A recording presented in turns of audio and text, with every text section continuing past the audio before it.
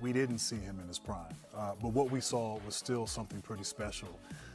This is the Basketball Hall of Famer Grant Hill talking about one of the best European players of all time, long before great passing big men like Nikola Jokic came to the NBA.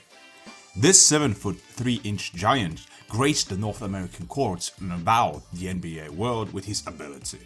This is the story of Arvydas Sabonis, why he got to the NBA as a 30-year-old rookie and how he managed to have an illustrious career despite the Soviets ruining his legs.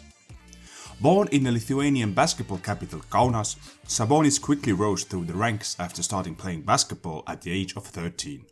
And even though he got on the NBA radar in the 80s, Sabonis fell victim to Lithuania being occupied by the Soviet Union. But we'll get to those details soon. Sabonis first played on North American soil as a 17-year-old talent who led a Soviet select team in a 12-game tour of the States in 1982, where he outplayed future number 1 draft pick Ralph Sampson at Virginia while displaying face-up creativity and court vision rare for a player his size. The successful NCAA coach and big man guru Pete Newell claimed at the time that Sabonis was a better post prospect than Patrick Ewing.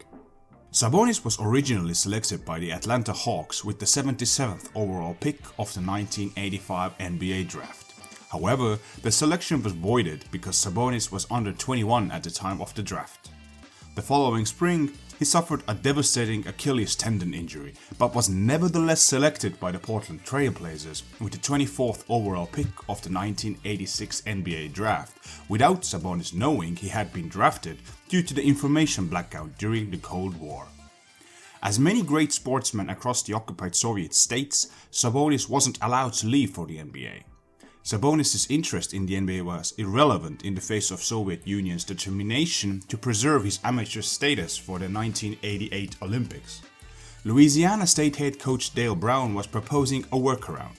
Sabonis could play for LSU, maintaining his Olympic eligibility, raise his profile in the States and increase the value of his future NBA contracts, from which the USSR would most likely demand a sizable cut. Brown spent a lot of time and effort to have a chance to bring Sabonis to the States, but as the player said later, it was a mission impossible. The NBA curtain fell 3 years later in 1989 when the Soviets cleared Sabonis to play professionally when another Kaunas-born Lithuanian, Šarūnas Marčiulionis, went to the NBA and signed with the Golden State Warriors. By that time, Sabonis had established himself not only in European basketball but on the international stage too. As an Olympic, world and European champion with the Soviets, everything was set for Sabonis to make the jump to the NBA as a 24-year-old center ready to take the North America by storm. Well, things didn't turn out that way. Sabonis postponed his move to the NBA feeling he wasn't physically ready for the league and opted to stay in Europe, where he shined in Spain for Valladolid and Real Madrid. And while Sabonis played great, he developed chronic knee, ankle and groin issues that substantially limited his mobility and explosiveness by the mid-90s. After winning the EuroLeague, the highest club competition in Europe with Madrid in '95, Sabonis couldn't let his NBA chance slip through his fingers. It was his last shot, Sabonis said, and feared that if he didn't go then, nobody would want him in the future. And he was probably right. Portland, who drafted him 9 years earlier, was eager to have the Lithuanian great even though his x-rays could have qualified Sabonis for a handicapped parking spot. And that's no joke. Those are the words of Portland's then GM Bob Whitsitt. Sabonis had a successful rookie campaign, averaging 14.5 points on 55% shooting and 8.1 rebounds per game while playing less than 24 minutes per game. Sabonis was selected to the All-Rookie First Team and was runner-up in both Rookie of the Year and Sixth Man of the Year voting, losing out to Damon Stoudemire and Tony Kukoc respectively. In a way, Sabonis' late arrival to the NBA is emblematic of some other great European players even in the 21st century. For example, Milos Teodosic, one of the best passers of all time, joined the LA Clippers as a 30-year-old and later remarked that he should have gone across the ocean in his mid-20s to make it easier for his body and game to adapt to the NBA. But of course, it's important to stress that Sabonis couldn't join the strongest league in the world as soon as he wanted because he wasn't allowed by the Soviets. Sabonis was consistently good for Portland in the 90s, and when the Blazers set their sights on the championship, Sabonis was one of the few pieces left when the squad was reconstructed. Portland made the Western Conference Finals both in 99 and 2000, losing to eventual champions San Antonio Spurs and Los Angeles Lakers respectively.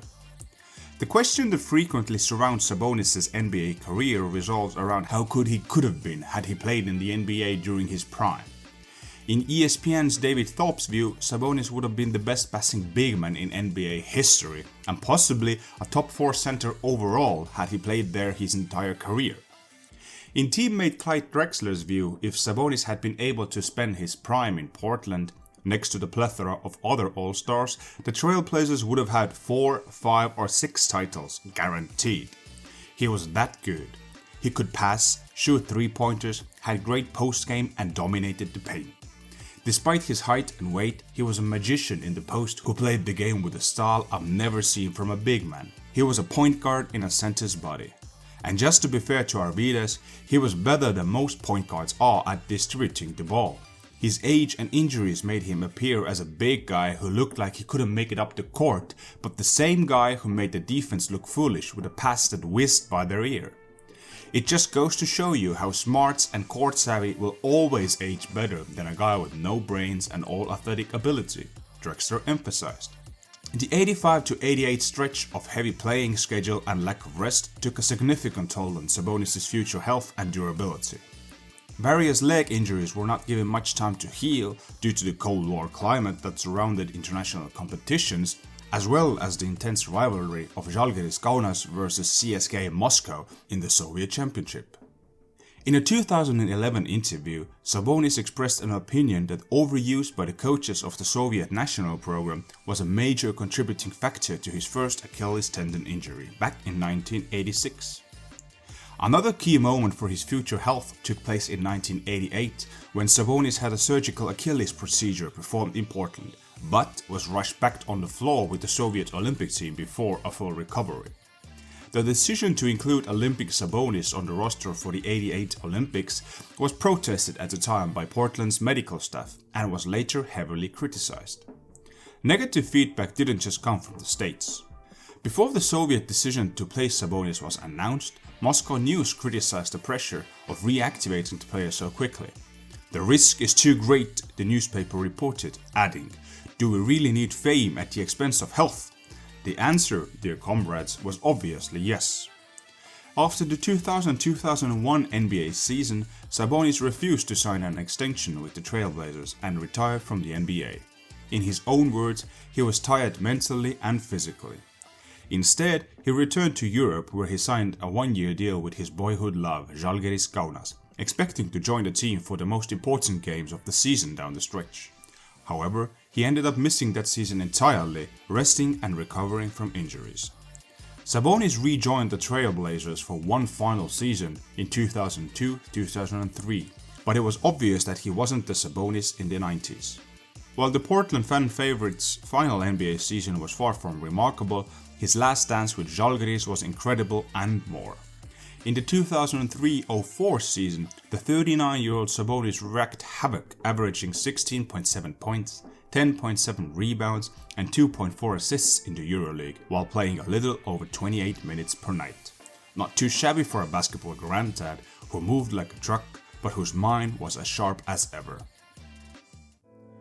We have a bit of a sad announcement to make now. As some of you might have already noticed, we are not producing videos in the same quantity as before. Unfortunately, everyday lives have taken a toll on us and we'll be taking a break in making videos. We might come back every now and then, but weekly videos are ruled out for the foreseeable future. That's life, we're sorry for that, but take care and enjoy basketball.